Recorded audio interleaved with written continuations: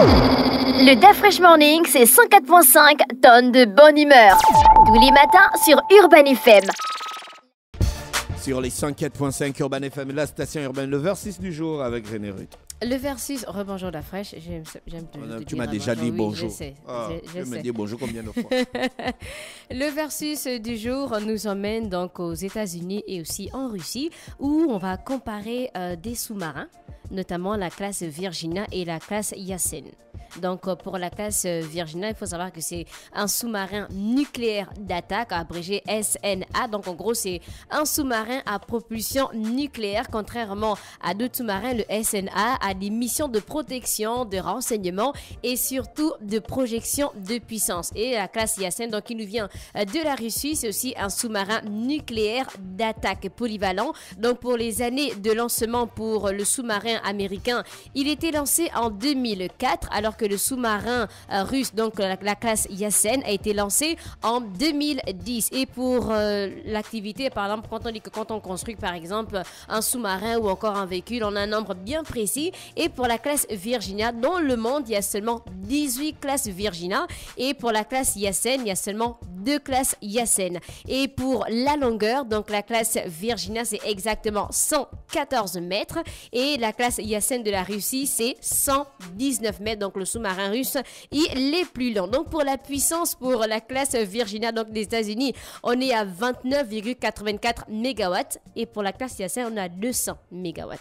Est-ce que tu essaies un peu de voir la différence? La puissance. Oui, en fait, il y a vraiment une puissance, une différence sur la puissance.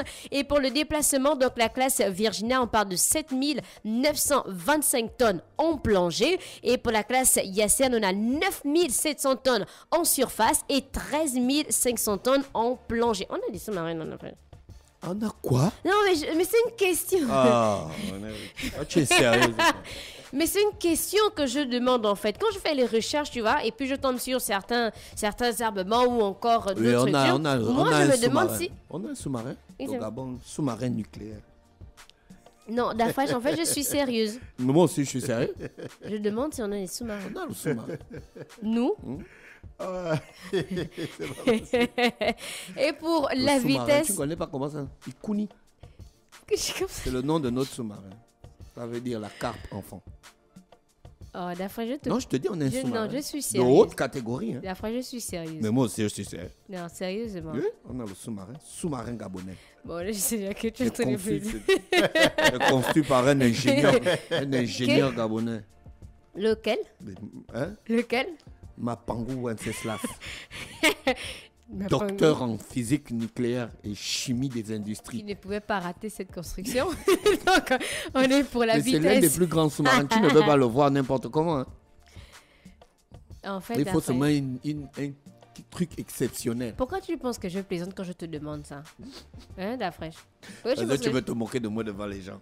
Non, je te parle la vérité que cette partie-là, j'ai oublié de faire des recherches en fait. Quand on parle de sous-marin, bon, je ne vais pas me moquer, je ne peux pas me moquer devant, c'est pas possible. Donc pour la vitesse, donc la classe Virginia, c'est exactement 25 nœuds et 25 nœuds correspond à 46 km/h. Je pense que c'est peut-être pas beaucoup. Et pour la classe 46 km/h. Oh, et pour la classe Yasen, donc on a 16 nœuds, donc 29,6 km en surface et on a 31 nœuds, donc 57 km/h en plan. 57 km, c'est rapide, hein? 55 km oui. Dans l'eau. Oui. C'est rapide. Ouais, c'est beaucoup rapide. Cherche un peu le poisson le plus rapide. Oh, le poisson le plus rapide dans l'eau. Mais on va voir. Le poisson. Tu tapes sur quoi? Oui, vas-y, le poisson le plus rapide dans l'eau. Après, je suis sérieux. Ça doit être le dauphin, non? Je suis sérieux. ChatGPT, t'as dit quoi? L'espadon. Il va à 120 km/h. Bah, tu vois qu'il dépasse le sous-marin. Bah ouais, le sous-marin il va quand même à 55, hein. Mais c'est pas énorme quand on... C'est pratiquement la pour moitié. Un gros truc comme ça là, qui pèse combien de tonnes? Oui, pour un gros truc, oui, c'est... Mais tu connais l'espadon, non? Je vais l'estourbir. Oui.